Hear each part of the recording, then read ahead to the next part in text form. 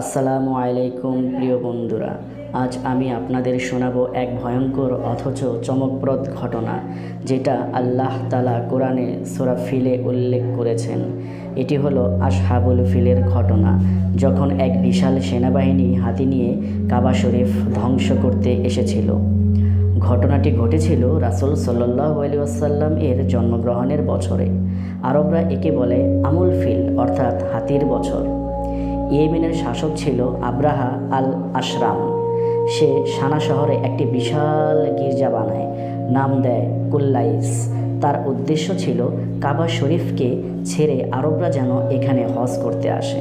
কিন্তু কেউ সেই গির্জায় গেল না, বরং এক আরব যুবক গিয়ে গির্জাটাকে অপবিত্র করে দিল। এতে আব্রাহা ভীষণ রেগে গেল। সে শপথ করল, আমি কাবা ধ্বংস না করা পর্যন্ত শান্ত হব না। তখন সে বিশাল বাহিনী প্রস্তুত করল। তার সঙ্গে ছিল অনেক হাতি, যার মধ্যে সবচেয়ে বড় হাতির নাম ছিল মাহমুদ। সে যখন মক্কার দিকে অগ্রসর হচ্ছিল, পথে পথে সে মানুষ হত্যা করত, গৃহপালিত পশু নিয়ে নিত, আতঙ্ক ছড়াতো। অবশেষে সে মক্কার কাছাকাছি পৌঁছালো এবং কুরাইশদের অনেক উট কেড়ে নিল। এর মধ্যে ছিল আব্দুল মুত্তালিবের 200 উট। আব্দুল মুত্তালিব গেলেন আব্রাহার সঙ্গে দেখা করতে। আব্রাহা ভেবেছিলেন তিনি হয়তো কাবা রক্ষার জন্য অনুরোধ করবেন, কিন্তু তিনি বললেন, আমার উট ফেরত দিন।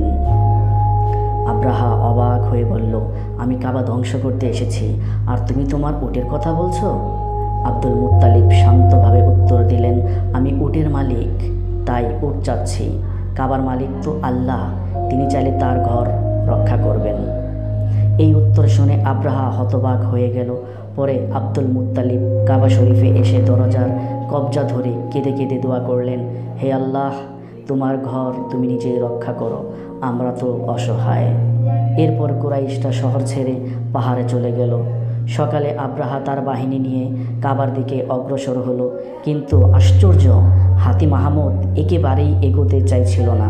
তাকে যতই প্রহার করা হোক, কাবার দিকে এক কদমও বাড়াচ্ছিল না। তবে ইয়েমেন বা অন্য দিকে মুখ ফেরালে সে সহজে চলতে লাগছিল।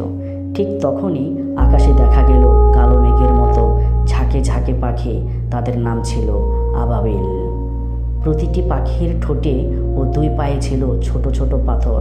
তারা আব্রাহার সৈন্যদের উপর সেই পাথর বর্ষণ করতে শুরু করলো। প্রতিটি পাথর যার গায়ে পড়ছিল, তার শরীর ছিন্ন ভিন্ন হয়ে যাচ্ছিল। আব্রাহার সেনা মুহূর্তের মধ্যেই ধ্বংস হয়ে গেল। আব্রাহা নিজেও গুরুতর অসুস্থ হয়ে ইয়েমেনে ফিরে গিয়ে মারা গেলেন। এভাবেই আল্লাহ তার ঘর কাবা শরীফকে রক্ষা করলেন।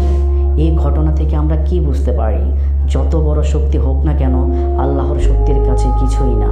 আল্লাহর ঘর ও আল্লাহর দিনকে কেউ ধ্বংস করতে পারবে না।